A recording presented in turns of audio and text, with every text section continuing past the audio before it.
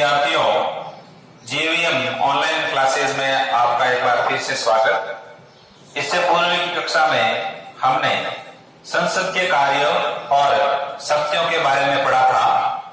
आज की क्लास में हम लोकसभा और राज्यसभा के कार्य और शक्तियों के बारे में पढ़ेंगे। लोकसभा और राज्यसभा ये संसद के ही अंग हैं। पूर्व में मैंने आपको बताया है।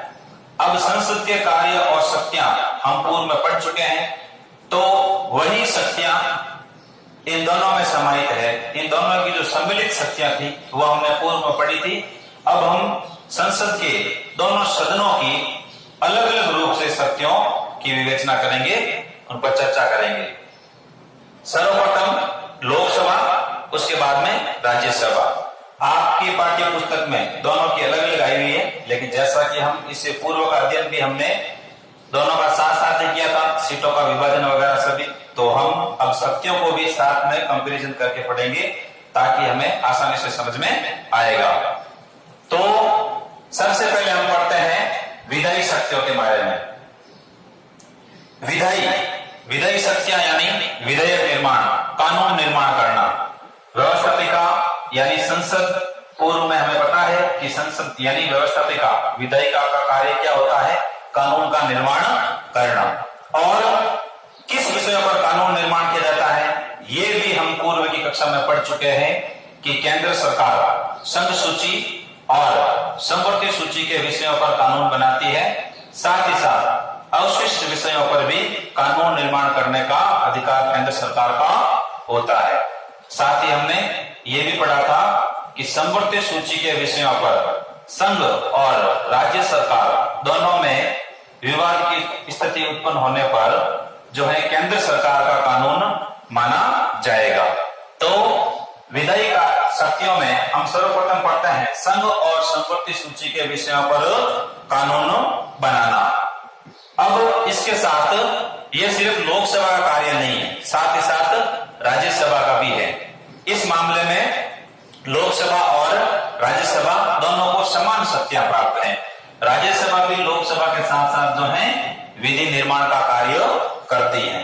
अब संघ सूची और संवर्ती सूची के साथ साथ कुछ परिस्थितियां ऐसी होती हैं जिसमें संघ सरकार जो है राज्य सूची के विषयों पर भी कानून बना सकती है।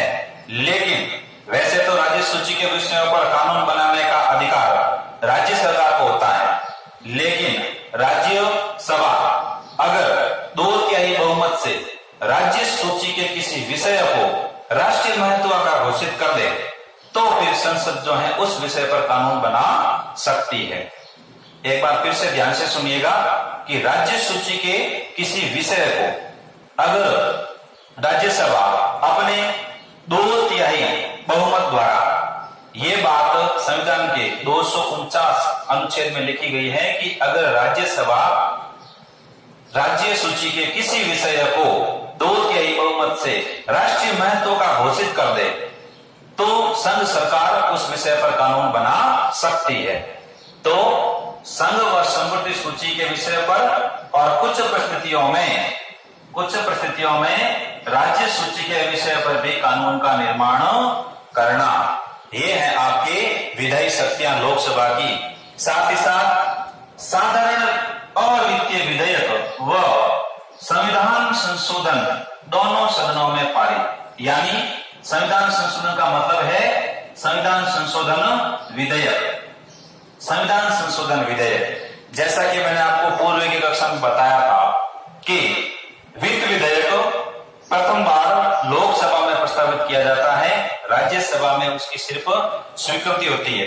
लेकिन इसके अलावा जो साधारण विधेयक होते हैं और वित्तीय विधेयक होते हैं या संविधान संशोधन के जो विधेयक होते हैं, उस विधेयकों पर जो है दोनों सदनों की समान अनुमति होती है। जैसे कि यहाँ राज्यसभा की शक्ति में भी लिखा गया है कि और वित्तीय विधेयक के संबंध में राज्यसभा और लोकसभा दोनों को समान शक्तियां प्राप्त है।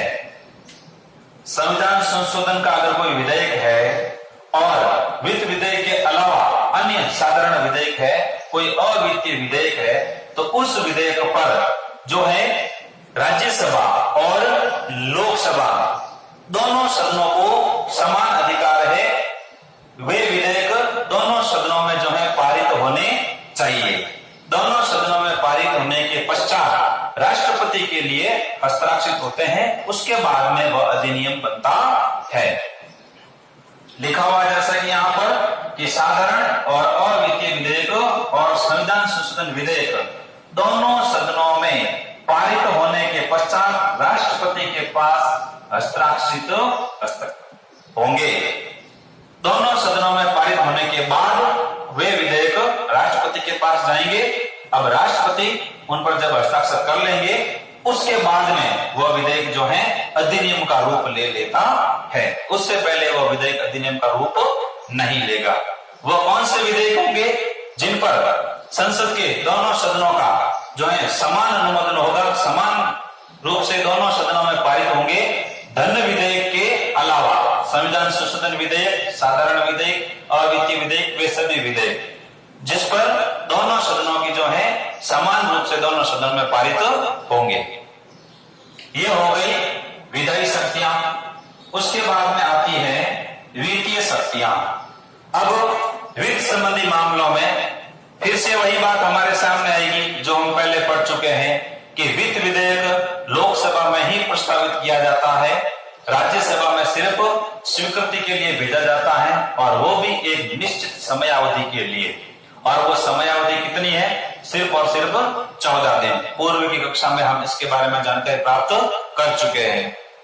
अनुच्छेद 109 के अनुसार धन विधेयक लोकसभा में ही प्रस्तावित किए जा सकते हैं, राज्यसभा की सिर्फ स्वीकृति, और वो भी 14 दिन की समयावधि के अंदर। जैसा कि बताया मैंने आपको पूर्व में कि धन विधेयक सिर्फ और सिर्फ लोकसभा में ही प्रस्तावित किया जाएगा। लोकसभा द्वारा पारित धन विधेयक पर 14 दिन के अंदर सुझाव दे सकती है कौन? राज्यसभा। परंतु लोकसभा द्वारा मानना आवश्यक नहीं है। लोकसभा में प्रस्तावित होने के पश्चात धन विधेयक राज्यसभा के पास भेजा जाता है, सिर्फ स्वीकृति के लिए, सिर्फ अनुमोदन के लिए। अब वह विधेयक राज्यसभा को 14 दिन के अंदर अंदर वापस भेजना होगा। कोई सुझाव या फिर कोई संशोधन करना होगा तो उसका सिर्फ सुझाव दे सकती है राज्यसभा। अब वो लोकसभा के ऊपर डिपेंड करता है कि वह राज्यसभा के सुझाव को माने या नहीं माने, लेकिन सिर्फ 14 दिन के अंदर। अब 14 दिन तक अगर राज्यसभा ने उस धन विधेयक पर कोई प्रतिक्रिया नहीं दी तो वो स्वतः ही राज्यसभा द्वारा स्वीकृत मान लिया जाएगा। उसके बाद में किसी प्रकार का सुझाव राज्यसभा नहीं दे सकती है। अगर 14 दिन के अंदर अंदर राज्यसभा किसी प्रकार का सुझाव दे और लोकसभा को अगर उचित लगे तो वह विचार कर सकती है, और नहीं भी कर सकती है, वो उनकी इच्छा पर निर्भर करता है। तो वित्तीय शक्तियों के मामले में हमने क्या समझा कि राज्यसभा की तुलना में लोकसभा को ज्यादा शक्ति प्राप्त है वित्त के मामले में। राज्यसभा की शक्ति जो है गौण है, बिल्कुल न के बराबर है। राज्यसभा की तुलना में लोकसभा को जो है अधिक शक्ति प्राप्त है वित्त संबंधी मामलों में। तो ये हो गई आपके वित्तीय शक्तियां। उसके बाद में हम आगे बढ़ते हैं कार्यपालिका संबंधी शक्तियां। अब कार्यपालिका, हम पूर्व की कक्षा में मैंने आपको यह बताया कि जब हम संसद की शक्तियां पढ़ रहे थे उस समय यह बात हमने पढ़ी थी कि जो कार्यपालिका है यानी मंत्रिमंडल, वो सामूहिक रूप से लोकप्रिय सदन के प्रति उत्तरदायी होती है। लोकप्रिय सदन कौन सा होगा? लोकसभा। अब संविधान के अनुसार कार्यपालिका सामूहिक रूप से लोकसभा के प्रति उत्तरदायी होगी। राज्यसभा सिर्फ मंत्रिमंडल से प्रश्न पूछ सकती है। कार्यपालिका जो है राज्यसभा के प्रति कभी उत्तरदायी नहीं हो सकती। हाँ, राज्यसभा जो है मंत्रिमंडल से कोई प्रश्न पूछ सकती है या उनके द्वारा किए गए कार्यों पर कोई आलोचना कर सकती है। इसके अलावा राज्यसभा का कोई अधिकार या फिर कोई शक्ति जो है कार्यपालिका पर नहीं है, और न ही कार्यपालिका पर राज्यसभा का कोई नियंत्रण है। बल्कि राज्यसभा के विपरीत लोकसभा का पूर्ण रूपेण जो है मंत्रिमंडल पर यानी कार्यपालिका पर नियंत्रण होता है। क्यों? क्योंकि मंत्रिमंडल तब जब तक जो है अपने पद पर बना रहता है जब तक उसे लोकसभा में विश्वास मत हासिल है। समझ में आ रही है आपको बात कि कार्यपालिका पर नियंत्रण होता है लोकसभा का, क्योंकि अविश्वास प्रस्ताव लाकर मंत्रिमंडल को हटा सकती है। कौन? लोकसभा। इसीलिए मंत्रिमंडल जो है लोकसभा पर सामूहिक रूप से उत्तरदायी है, क्योंकि अब मंत्रिमंडल के विरुद्ध अविश्वास प्रस्ताव सिर्फ और सिर्फ लोकसभा ला सकती है, राज्यसभा को यह अधिकार नहीं है। राज्यसभा सिर्फ मंत्रिमंडल से प्रश्न पूछ सकती है, वह आलोचना कर सकती है, परंतु अविश्वास प्रस्ताव नहीं ला सकती। लेकिन लोकसभा मंत्रिमंडल के विरुद्ध यानी कार्यपालिका के विरुद्ध अविश्वास प्रस्ताव लाकर उसे पास करके मंत्रिमंडल को भंग कर सकती है। इस प्रकार लोकसभा का कार्यपालिका पर पूर्ण रूपेण नियंत्रण होता है। इस प्रकार हमने 3 प्रकार की शक्तियां पढ़ ली हैं, विधायी शक्तियां, वित्तीय शक्तियां और कार्यपालिका शक्तियां।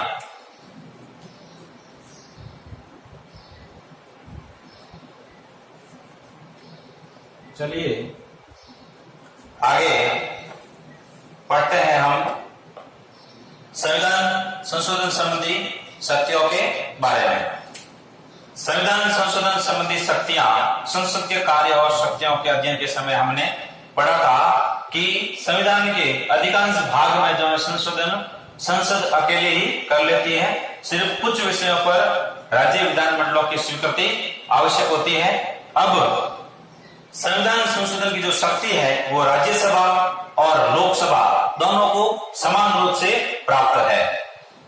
संविधान संशोधन में लोकसभा और राज्यसभा को समान शक्तियां प्राप्त है। किसी एक सदन में भी असहमति होने पर प्रस्ताव खारिज, यानी इस विषय में यानी संविधान संशोधन के विषय में संसद के दोनों सदनों को समान रूप से शक्तियां प्राप्त है। ऐसा नहीं है कि लोकसभा को ज्यादा है या राज्यसभा को कम है। अब जो संविधान संशोधन विधेयक है, इस विधेयक में किसी एक सदन द्वारा ही अगर असहमति जताई जाए तो वह संविधान जो है प्रस्ताव है वो खारिज हो जाता है। मतलब जो संविधान संशोधन विधेयक है वो दोनों सदनों में समान रूप से पारित होना चाहिए, तभी जो है वह विधेयक पारित होता है। अगर किसी एक सदन द्वारा भी इस प्रस्ताव पर असहमति जताई जाती है तो यह प्रस्ताव खारिज हो जाता है, गिर जाता है। किसी एक सदन में भी असहमति होने पर प्रस्ताव खारिज हो जाता है। इस प्रकार संविधान संशोधन की शक्ति में हमने क्या पढ़ा कि संविधान संशोधन विधेयक पर, संविधान संशोधन की शक्ति पर जो है संसद के दोनों सदनों को समान शक्तियां प्राप्त है। अब दोनों सदनों में समान रूप से प्रस्ताव पारित होने के बाद ही लागू होता है। हाँ, ये बात हम पहले पढ़ चुके हैं कि संविधान के अधिकांश संशोधन जो है संसद द्वारा ही किए जाते हैं। संविधान के लगभग सभी संशोधन, अधिकांश भाग में संशोधन जो है अकेली संसद ही करती है। संसद यानी राष्ट्रपति, लोकसभा और राज्यसभा मिलकर अनुच्छेद 368 के अनुसार।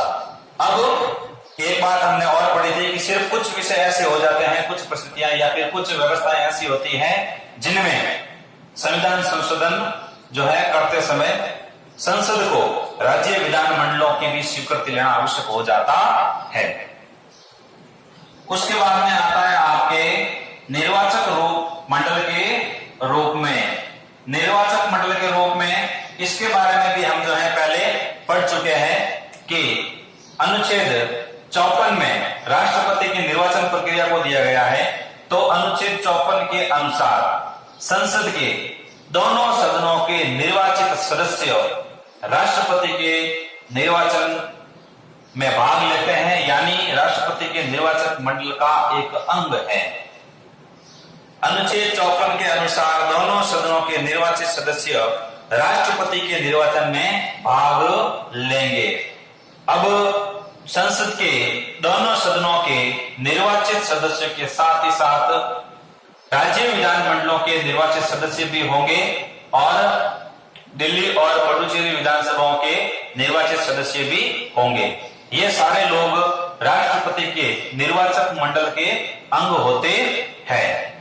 तो क्या समझा हमने कि निर्वाचक मंडल के रूप में भी संसद के दोनों सदनों को, लोकसभा और राज्यसभा दोनों सदनों को एक समान शक्तियां प्राप्त है। अनुच्छेद 54 के अनुसार दोनों सदनों के निर्वाचित सदस्य राष्ट्रपति के निर्वाचन में भाग लेते हैं। साथ ही साथ हमें एक बात और याद रखनी है कि उपराष्ट्रपति के चुनाव में दोनों सदनों के निर्वाचित और मनोनीत दोनों सदस्य भाग ले सकते हैं। अब हम राज्यसभा की कुछ विशेष शक्तियां हैं, उसके बारे में अध्ययन करेंगे। हाँ, तो पढ़ते हम राज्यसभा की कुछ अन्य शक्तियां। इससे पहले हमने लोकसभा और राज्यसभा दोनों की शक्तियों को साथ साथ पढ़ लिया। एक बार उनको फिर से दोहरा लेते हैं कि लोकसभा को राज्यसभा से अधिक शक्तियां प्राप्त हैं। वो कौन से मामले हैं? वित्तीय शक्तियां और कार्यपालिका संबंधी शक्तियां। वित्तीय मामलों में हमने पढ़ा कि जो धन विधेयक है वो पहले लोकसभा में ही प्रस्तावित किया जाता है और राज्यसभा के लिए सिर्फ अनुमोदित होता है। और उसी प्रकार जो कार्यपालिका है वो सामूहिक रूप से सिर्फ लोकसभा के प्रति उत्तरदायी होती है, राज्यसभा के प्रति नहीं। अब लोकसभा अविश्वास प्रस्ताव द्वारा मंत्रिमंडल को हटा सकती है पद से, और मंत्रिमंडल भी अपने जब तक उनको विश्वास मत हासिल है लोकसभा में तब तक जो है अपने पद पर बने रहते हैं। इसके विपरीत राज्यसभा जो है मंत्रिमंडल को हटा नहीं सकती है और न ही उनके विपरीत अविश्वास प्रस्ताव ला सकती हैं। तो वह सिर्फ और सिर्फ उनको जो है सुझाव दे सकती है या प्रश्न पूछ सकती है या उनकी जो आलोचना कर सकती है। अब वित्त और कार्यपालिका संबंधी मामलों में राज्यसभा से अधिक शक्तियां जो हैं लोकसभा को हैं। बाकी मामलों में हमने विधायी मामलों में पढ़ा था कानून निर्माण में, तो दोनों को बराबर शक्तियां प्राप्त हैं, संघ सूची और संवर्ती सूची, और कुछ मामलों में जो है राज्य सूची के विषयों पर कानून निर्माण करना। एक चीज मैंने आपको पहले बताई थी कि अगर राज्य सूची का कोई विषय है और राज्यसभा उसको 2/3 बहुमत से राष्ट्रीय महत्व का घोषित कर दे तो संघ सरकार उस पर भी कानून बना सकती है। ये चीज हम अभी राज्यसभा की अन्य शक्तियों में पढ़ेंगे। इसके अलावा हमने निर्वाचक मंडल के रूप में जो है शक्तियों को पढ़ा था। निर्वाचक मंडल के रूप में भी संसद के दोनों सदनों को समान रूप की शक्तियां प्राप्त हैं। संसद के दोनों सदनों के निर्वाचित सदस्य राष्ट्रपति के निर्वाचक मंडल का हिस्सा होते हैं। अब हम पढ़ेंगे जो राज्यसभा की कुछ अन्य शक्तियां हैं। क्या शक्तियां हैं कि निर्वाचित सदस्य राष्ट्रपति के चुनाव में भाग लेना, पता है, हम पढ़ चुके हैं पहले कि जो राज्यसभा के निर्वाचित सदस्य हैं वो राष्ट्रपति के चुनाव में भाग लेते हैं। साथ ही साथ निर्वाचित और मनोनीत सदस्य उपराष्ट्रपति के चुनाव में हिस्सा लेना। राज्यसभा और लोकसभा दोनों सदनों के निर्वाचित और मनोनीत सभी सदस्य, तो राज्यसभा के निर्वाचित और मनोनीत सदस्य लोकसभा के निर्वाचित और मनोनीत सदस्यों के साथ मिलकर उपराष्ट्रपति का चुनाव करते हैं या उनके चुनाव में हिस्सा लेते हैं। महाअभियोग में लोकसभा के समान अधिकार है। महाअभियोग की शक्ति हमने पढ़ा था कल संसद की शक्तियों में कि किसी भी बड़ा पद जैसे राष्ट्रपति है, उच्च न्यायालय या उच्चतम न्यायालय के जो न्यायाधीश हैं उनको हटाने के लिए संसद के दोनों सदनों में किसी भी सदन में लाया जा सकता है और दोनों सदनों से प्रस्ताव पारित होने के बाद जो है जिस पद को पदाधिकारी को हटाना चाहते हैं वो पद च्युत हो जाता है। महाभियोग में लोकसभा के समान अधिकार। महाभियोग राष्ट्रपति, उच्चतम न्यायालय के जो है न्यायाधीशों को हटाने के लिए लाया जाता है। संसद के दोनों सदनों में किसी भी सदन में लाया जा सकता है और एक सदन में पारित होने के पश्चात दूसरे सदन में जाएगा और वहां भी पारित होने के पश्चात जो है राष्ट्रपति अपने पद से हट जाता है या उच्चतम न्यायालय का न्यायाधीश अपने पद से हट जाता है जिसको हटाना चाहते हैं। तो इस मामले में राज्यसभा जो है लोकसभा के बराबर जो है शक्तियां प्राप्त है। उपराष्ट्रपति को हटाना। अब उपराष्ट्रपति को हटाने का प्रस्ताव राज्यसभा में पहले लाया जाता है। इस चीज को हम पहले पढ़ चुके हैं कि उपराष्ट्रपति कौन होता है? जो राज्य का सभापति, राज्यसभा का सभापति होता है, वही जो है हमारे देश का उपराष्ट्रपति होता है। यानी कि उपराष्ट्रपति को हटाना, या हम ऐसा भी कह सकते हैं कि राज्यसभा के सभापति को हटाना। तो उसको हटाने का प्रस्ताव सर्वप्रथम राज्यसभा में लाया जाता है और वहां से प्रस्तावित होने के बाद जो है लोकसभा की अनुमति ली जाती है। तो उपराष्ट्रपति को हटाना ये भी शक्ति है राज्यसभा के पास। आपातकाल की अवधि को बढ़ाने के लिए दोनों सदनों का 2/3 जो है अनुमोदन या सहमति, इस कार्य में भी दोनों सदनों को बराबर शक्तियां प्राप्त है।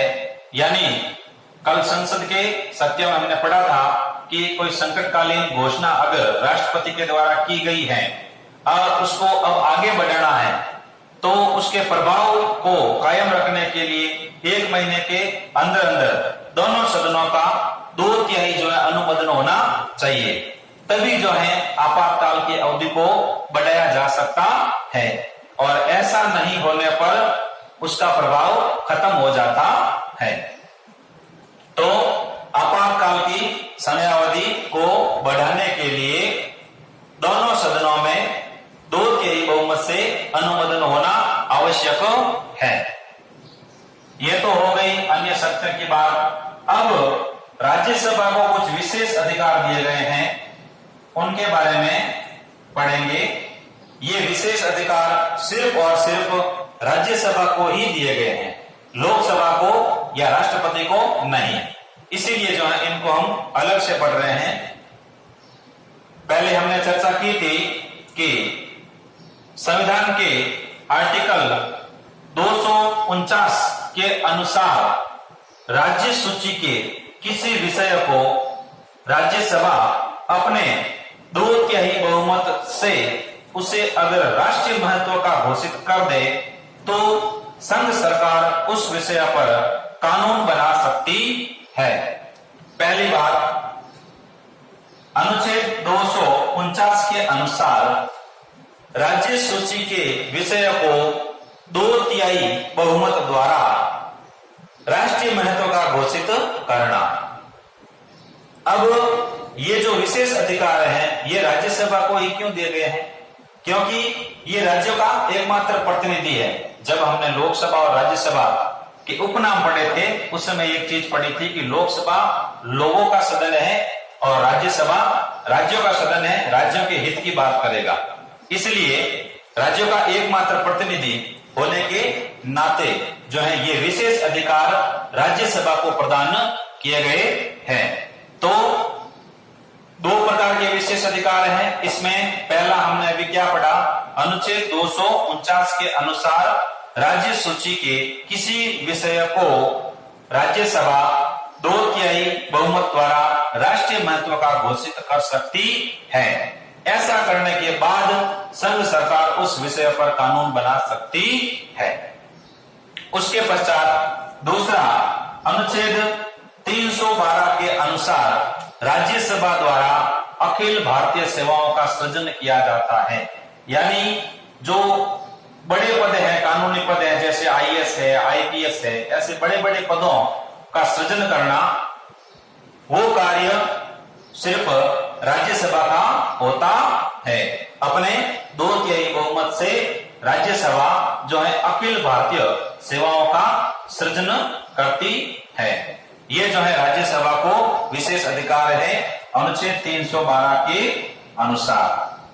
तो हमने राज्यसभा के विशेष अधिकारों में अनुच्छेद 249 और अनुच्छेद 312 इन दो बातों को ध्यान रखना है। 49 में राज्य सूची के विषय को राष्ट्रीय महत्व का घोषित करना और 312 में अखिल भारतीय सेवाओं का सृजन करना। यहां पर आपके लोकसभा और राज्यसभा दोनों की शक्तियां समाप्त होती है। अब इन शक्तियों को हमने एक साथ ही पढ़ लिया, दोनों को तुलनात्मक रूप से पढ़ लिया। अब हम आगे की क्लास में जो है कार्यपालिका की ओर बढ़ेंगे। धन्यवाद।